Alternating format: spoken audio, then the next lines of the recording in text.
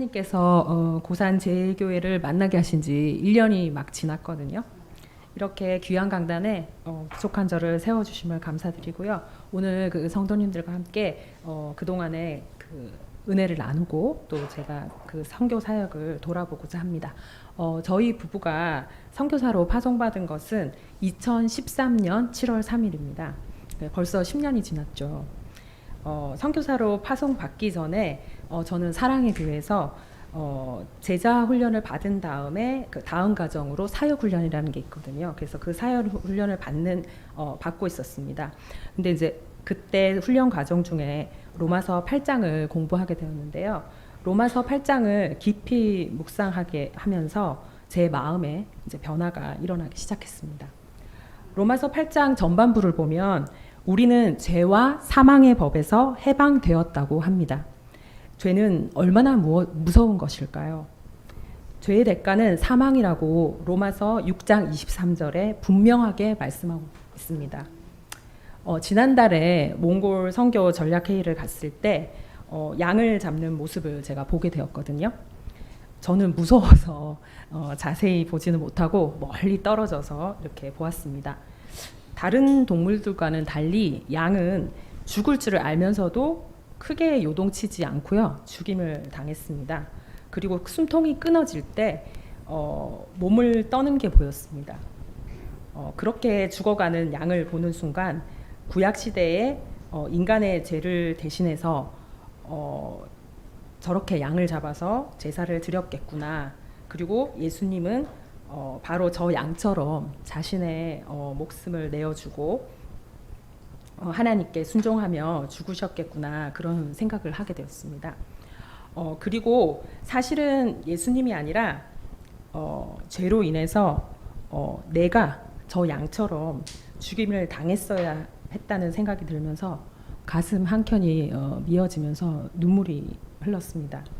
그렇습니다. 우리의 죄는 너무 크고 무서운 것이고 또 주님의 사랑은 감히 상상할 수조차 없는 그런 것입니다. 로마서 8장 35절 말씀에서와 같이 누구도 우리를 그리스도의 사랑에서 끊을 수 없습니다. 그 이유는 로마서 8장 30절 말씀에 근거가 있습니다. 지금 성경에서 로마서 8장 30절 좀 보시고 다 같이 우리 읽어보겠습니다. 로마서 8장 30절입니다. 예.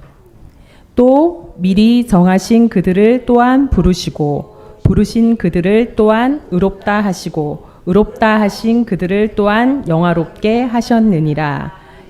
예.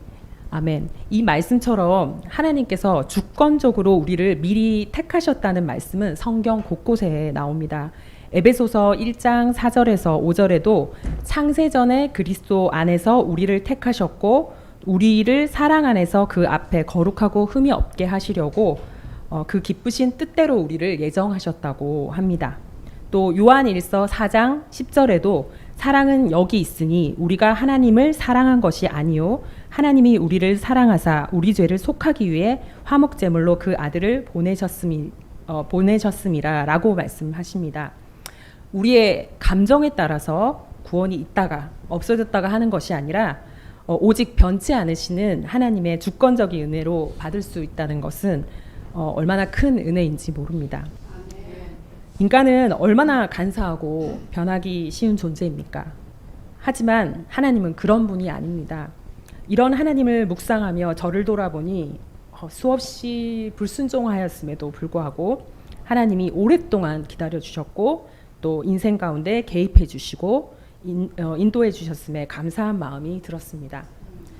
그동안 내가 순종하고 싶은 것만 순종하고 순종하기 싫은 것은 하지 않는 선택적 순종의 삶을 살았다는 것이 그때 깨달아졌습니다. 그것이 바로 불순종이라는 것을 깨달으면서 이런 기도를 하게 되었습니다.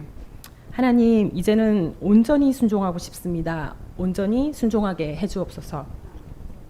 그리고 사역 훈련 중에 양화진에 있는 그 외국인 선교사 묘원을 방문하게 되었습니다. 그곳에서 모국에서 누릴 수 있었던 수많은 권리를 포기하고 또 세상에서조차 알려지지 않은 그 조선이라는 작은 땅에 와서 그 풍토병으로 자녀를 잃고 또 젊은 나이에 목숨을 잃고 복음을 위해서 헌신하신 그 선교사님들의 많은 요를 제가 보았습니다. 저는 그것을 보면서 남몰래 눈물을 흘리면서 복음의 빚진 자의 마음이 되었습니다. 대학 때 단기 선교를 가서 나중에 제가 선교사를 좀 돕는 일을 해야겠구나 이렇게 생각했던 적이 있는데 그게 이제 떠오른 거예요. 그래도 제가 뭐 선교사가 되겠다 뭐 이렇게 생각은 하지 못했습니다. 그러던 그해 가을 어느 날이었어요. 갑자기 남편이 아침에 출근을 하지 않고 저에게 할 말이 있다고 하는 거예요. 그것은 선교사로 나가야겠다라고 하는 것이었어요. 당시 남편은 선교사를 후원하는 선교단체 이사로 섬기기는 했지만 저에게 한 번도 하나님께 자기가 선교사로 서원했다는 말을 한 적은 없었습니다. 그런데 2번이나 서원을 했다는 거예요. 여러분 같으면 어느 날 갑자기 남편이 아침에 출근하다 말고 그렇게 이야기를 한다면 어떻게 하시겠어요? 갑자기 선교사라니 좀 더 생각해보자라든지 아니면 100번 양보를 해도 나중에 그렇게 하자라고 말할지도 모르겠습니다. 그런데 이제 놀랍게도 저는 그렇게 선교사로 나가자고 대답하는데 3초도 걸리지 않았어요. 왜냐하면 이미 하나님께서 제 마음속에 은혜로 가득 채워서 바로 순종할 마음을 준비해 놓으셨기 때문입니다. 네.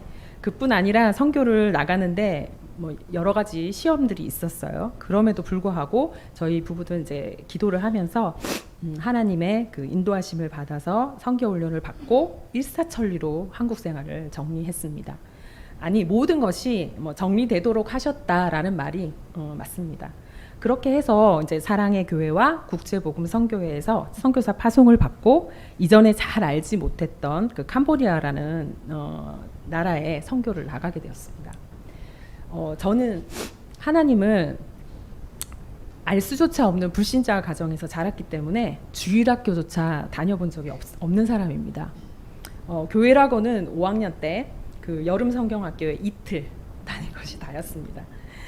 그때 하나님이 창조주라고 하는 말을 듣고 어렴풋이 그 창조주에 대한 인식을 했습니다만 길거리에서 만난 어떤 아주머니가 예수님을 믿지 않으면 지옥에 간다는 거예요. 그 말을 듣고 제가 광분을 해서 독실한 불교 신자인 그 엄마께 제가 이야기를 하고 비판을 했던 게 바로 접니다. 바로 저기 이완이와 같은 5학년 때 일이에요. 저는 사실 태어날 때부터 오른손이 작고 이렇게 장애가 있어요. 그래서 왼손잡이로 살았어요. 그래서 수없이 놀림을 당했습니다. 요즘 학생들은 이해가 잘 안 될 거예요. 뭐 그런 걸 놀리나. 그런데 그때는 그랬어요. 그래서 여름 성경학교도 찬송하고 또 율동하고 이런 것들이 이제 싫어서 이제 율동하는 게 이제 손을 보여야 되니까 싫어서 제가 그때 선물로 주는 노란 그 보조 가방을 받고 이틀 만에 그만뒀어요. 하지만 그 장애 때문에 고민하고 또 죽고만 싶었던 사춘기 시절을 통해서 죽음 또 죽음 이후에 대해서 제가 생각을 하게 되었어요. 상한 심령이 돼서 인생의 그 허무함을 생각하면서 왜 태어났을까 이렇게 생각하게 됐고요. 인생의 의미를 제가 나름대로 찾았지만 찾을 수가 없었어요. 염세적이고 또 허무주의자였던 제가 대학교 다니던 1학년 때 저에게 그 불교반 동아리 활동까지 했던 그 고등학생이었던 제 여동생이 친구의 전도를 받고 교회를 다니기 시작했는데요. 저에게 이제 동생이 복음을 전하는 거예요. 그리고 교회에 가자고 간곡히 이야기를 했어요. 한 번만, 정말 한 번만 가보겠다라고 하고 이제 교회를 나갔는데 주님을 뜨겁게 만나게 하셨습니다. 예, 저를 택하시고 구원하신 그 은혜 감사해서 제가 가족 또 뭐 친구들에게 복음을 전하지 않고는 견딜 수 없는 그런 마음이 되어서 열심히 복음을 전하기도 했습니다. 그럼에도 이후에 남들 보기에는 제가 교회 생활을 되게 열심히 했거든요. 그런데도 제 실제 삶 속에서는 구약시대 그 이스라엘 백성처럼 수없이 그 불순종을 반복하면서 그것을 제가 깨닫지를 못했던 것 같아요. 그러니까 주님은 죽기까지 순종하셨고 또 우리의 죄를 대신하셨는데 그런 주님께 순종하지 않고 적당히 죄와 타협하면서 그 살았던 저를 말로 다 할 수 없는 사랑으로 기다려주신 주님의 은혜를 다시 깨달아서 제가 언어도 다르고 또 문화도 다른 그리고 그 날씨도 참 적응하기 힘든 그런 더운 캄보디아라는 나라에 기쁜 마음으로 가게 된 것입니다. 네, 이제 캄보디아에서의 그 사역들을 간략히 소개를 하고요. 어떻게 또 남양주에 그 이주민 선교센터를 열게 되었는지 이렇게 좀 잠시 나누도록 하겠습니다. 예, 지금 보시는 게 뭔지 아시겠어요? 예, 캄보디아 이제 크메르 글자예요. 그래서 저 글자를 배우는 게 시작이었는데 너무 어렵고 글자가 어려워서 막 두통이 일어날 지경이고 저는 글자를 배우면서 멀미를 경험했어요. 그렇게 저 이제 글자를 배우면서 저희가 언어 공부를 시작하면서 이제 사역을 준비하고 있었는데요. 한 대학생을 만나게 됐어요. 그래서 그 대학생을 전도하기 위해서 교회를 찾았는데 그 저희가 공부했던 학교 근처에 마침 한국 선교사님이 개척한 교회가 있었어요. 그래서 그 교회가 이제 뜨럽배악축이라는 그 마을인데 이 마을은 겉에서 봤을 때는 그냥 모르는데 안에 들어가면 너무너무 지저분하고 막 쓰레기 더미에 있는 그런 빈민촌이에요. 그리고 마약하는 사람들이 많은 그런 지역인데 그곳에서 저희가 이제 그 친구를 인도하면서 그 교회를 사실은 다니게 된 거죠. 사역을 한 건 아니고 처음에는. 그러다가 이제 그 친구가 이제 한국으로 유학을 가게 되면서 저희가 협력 요청을 받고 저 교회에서 주일학교 아이들을 사역을 하는 것을 돕는 사역을 했습니다.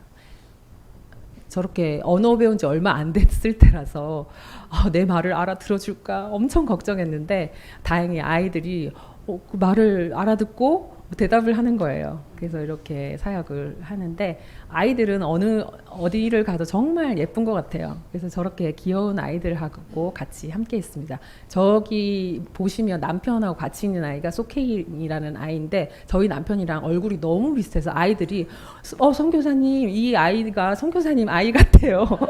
얘기를 할 정도로 너무 닮은 그런 예쁜 아이였어요. 지금쯤 엄청 많이 자랐을 텐데. 그래서 이렇게 주일학교를 저희가 돕고 또 이렇게 방과후 교실에 같이 가서 함께 했고요. 그리고 이렇게 청년들 이렇게 성경 공부 이렇게 주일 예배 끝나고 나면 이제 성경 공부를 하는데 같이 이렇게 공부도 하고 또 뭐 단기팀도 오셔서 이렇게 돕고 이런 식으로 이제 사역을 하게 됐어요.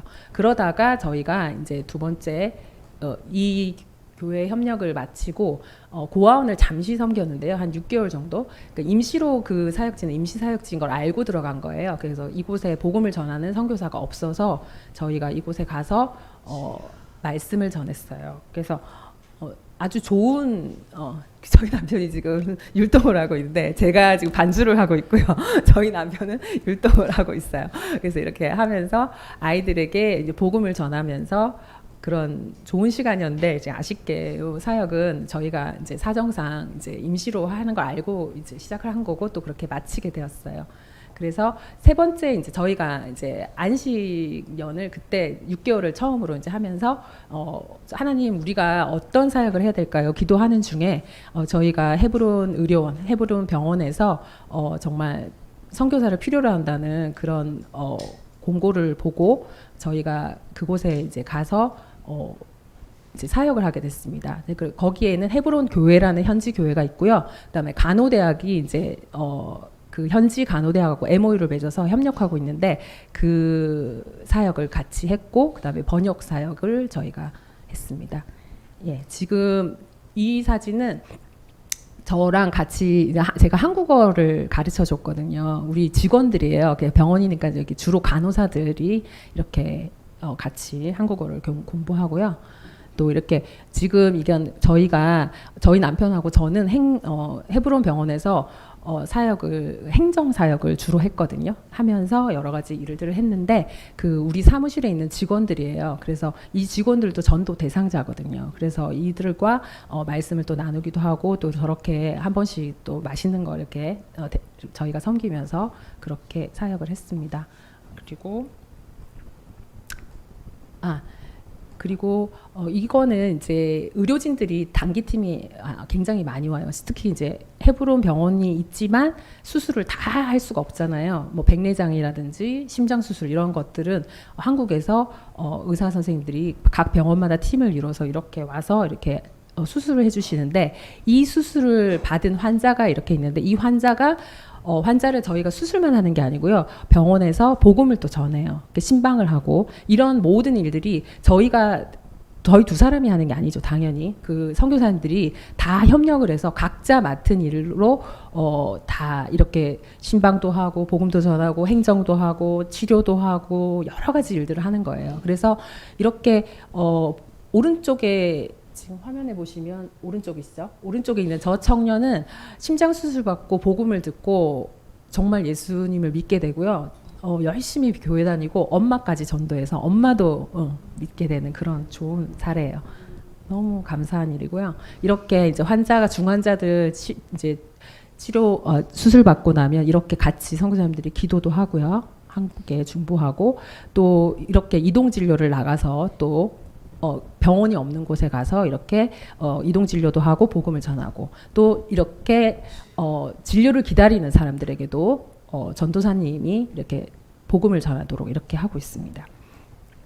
그리고 직원이 이제 아이를 낳았어요. 이런 직원들 다 저희가 사랑으로 또 이렇게 신방하고 이렇게 선물을 주고 이런 일을 하고 있고, 또 이렇게 마을 전도를 주변에 그 헤브론 병원 주변에 있는 마을에 가서 또 저희가 전도를 합니다. 그리고 이렇게 직원 전도를 위해서 점심 시간에 따로 이렇게 밥을 이렇게 식사를 섬기면서 전도를 하고요. 그러다 보면 그 중에 또 교회를 나오는 친구들이 생겨요. 그리고 이렇게 저 뒤에 잘 보이시는지 모르겠는데, 저 정도님도 아이가 다운 증후군의 심장병 어린인데 그 수술을 받고 그걸 계기로 또 복음을 받아들이셔가지고요. 저 집사님이 아주 뜨겁게 정말 하나님, 정말 이 아이는 정말 장애가 있고 너무 힘든 상황임에도 불구하고 감사하면서 이 아이 때문에 하나님을 만났다고 굉장히 기뻐하는 그런 간증을 하시는 분이에요. 그래서 그 집에 저희가 신방도 갔던 기억이 있고요. 이렇게 아이들, 또 현지 교회의 주일학교 아이들에게 제가 지금 가르치고 있는 게 뭐냐면 웨스트민스터 소요리 문답, 여러분 오후 시간에 배우시는 거, 그거를 지금 같이 공부하고 있습니다. 그리고 이렇게 뭐 크리스마스 행사라든지 이럴 때 우리가 같이 또 기도하고 또 행사를 하기도 하고요. 평소에는 저 지금 병원 안에 있는 저기가 예배당인데 이제 약간 오픈돼 있어요. 근데 저기서 아침마다 무료로 치료를 받을 수 있도록 표를 나눠주고, 거기에서 또 복음을 전하시는 또 전도사님, 선교사님이 계세요. 그래서 또 그들에게도 복음을 전하고요. 이렇게 많은 이렇게 사람들이 옵니다. 그래서 저희 선교사들이 앞에서 특송하는 모습이고요. 그리고 우리 직원들이 아침에, 그러니까 코로나 전에는요, 항상 아침에 예배를 먼저 드려요.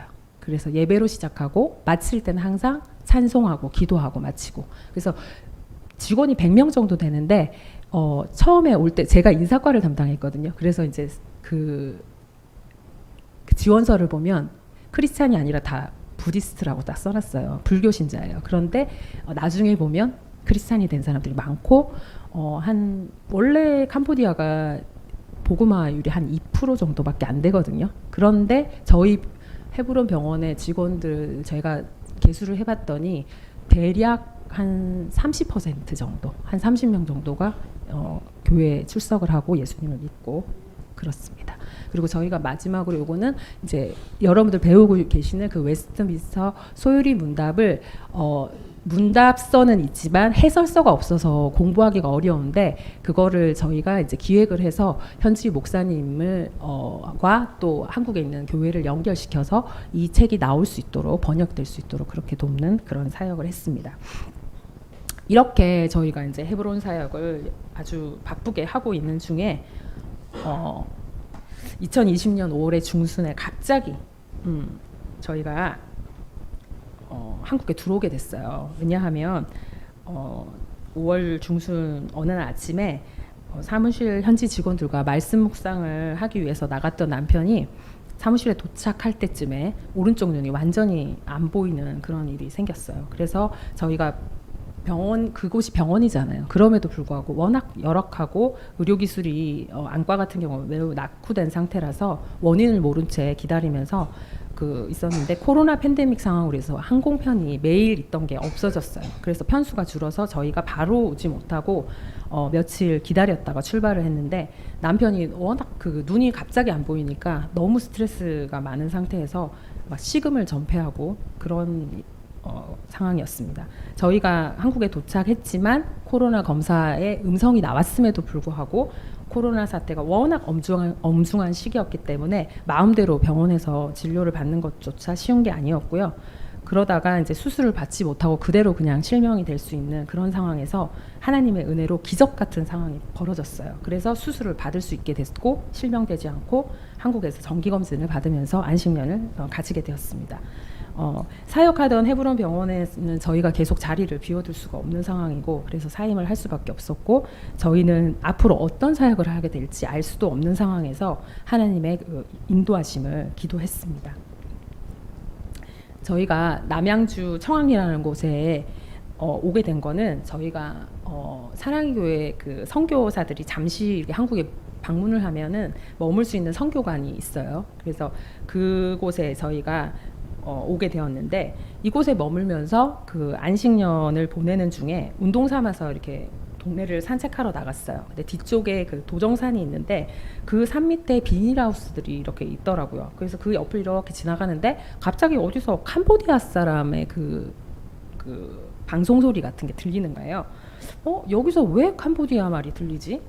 이상하다. 이렇게 해갖고 저기 안을 이렇게 보니까 어떤 캄보디아 남자가 일을 하고 있는 거예요. 그래서 제가 막 손짓을 해서 불렀어요. 그래서 제가 이제 캄보디아어로 물어봤죠. 따은에악 지어 쭌지어 크마에 이렇게. 그러니까 그 사람이 깜짝 놀란 거예요. 이 사람이 한국 사람인가 캄보디아 사람인가. 그래서 제가 제 소개를 했어요. 나는 캄보디아에 7년을 살았고 이렇게 헤브론 병원이라는 곳에서 일하던 사람이다. 이렇게 하면서 이러니까 이 친구가 되게 반가워하더라고요. 그래서 그 다음에 헤어지고 나서 저희가 어쩌다 이제 한 번씩 이제 뭐 목도리를 기증받은 거 이런 거 후원 받은 거를 또 나눠주기도 하고 또 음식도 뭐 갖다 주기도 하고 이렇게 하면서 이제 얼굴을 익혀놓고 이렇게 이제 인사를 나누었습니다. 이 만남이 씨앗이 되었어요. 그래서 그 이후에 이어 이주민 선교에 대한 또 포럼이 마침 있었어요. 줌으로 그 포럼에 참석을 하게 되고 또 하나님께서 이렇게 세밀하게 이주민 사역을 할 수 있도록 이렇게 계속 역사하셔가지고 저희가 어느새 남양주에 이주민 센터를 저희가 하게 하셨습니다. 그래서 제가 현재 남양주 이주민 선교 사역에 대해서 잠시 제가 소개를 하겠습니다. 지금 이거는 이제 작년에 7월 2일에 저희가 개원 예배를 드린 장면이고요. 이렇게 많은 분들이 와주셔서 이렇게 함께 축하해 주시고 기도해 주셨습니다.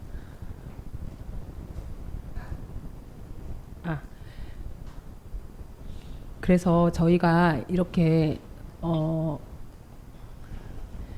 이 농장에 있는 근로자들이 토요일 날 쉬거든요. 근데 토요일조차도 사실은 온전히 쉬지를 못해요. 오전에는 항상 일하고 오후에 쉬거나 안 쉬거나 이런데 이 친구들을 다 초대를 해서 이렇게 처음에는 한국어 교실로 시작을 했습니다. 그래서 이제 그렇게 하다가 이제 저 때가 이제 크리스마스 때인데 크리스마스를 계기로 해서 이제 복음을 전하기 시작했어요. 그래서 성경 공부를 이제 선언을 하고 여러분 사실은 제 정체를 밝혔죠. 저는 선교사고 사실은 한국어 교실을 여러분을 위해서 제가 이렇게 무료로 강의를 하지만 제가 사실 하고 싶은 건 이거예요 하면서 이제 제가 이걸 하고 싶다고 얘기하니까 그렇게 하자고 이렇게 해서 이제 성경 공부를 하게 됐어요. 그래서 처음으로 이들은 성경을 들어본 적도 없고 아예 뭐 예수님에 대해서 못 들어본 친구들도 훨씬 많아요. 그러니까 들어본 친구가 거의 없죠. 그렇게 해서 이렇게 성경을 이제 공부하기 시작했고요. 그렇게 하면서 저희가 식사 교제가 너무 또 중요하잖아요. 그래서 이렇게 식사도 교제하고요. 이렇게 토요일에 이제 사역을 이렇게 시작했다가 저희가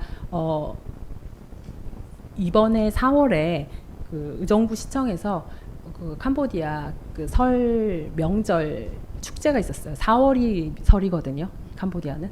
그래서 이때 저희가 참석을 해서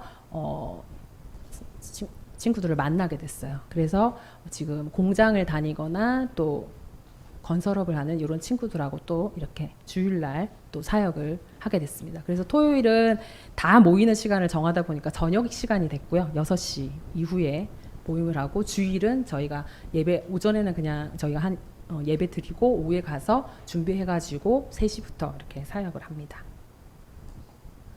그래서 저희가 그렇게 1층에 조그맣게 사역을 시작했는데, 2층, 이 건물이 이제 사랑의 교회 건물이에요. 그래서 이제 다른 용도로 쓰고 있다가 2층을 저희에게 사용하라고 이렇게 저희가 요청을 한 건 아닌데 사용하라고 이렇게 글로벌 선교부에서 연락이 왔어요. 그래서 이 2층을 공사를 하게 됐는데, 이 공사할 때 많은 분들이 도와주셨어요. 후원도 해주시고 기도도 해주시고 또 와서 이렇게 청소도 해주시고 이렇게 봉사하셔가지고 저희가 이렇게 예쁜 예배실을 가지게 되었습니다.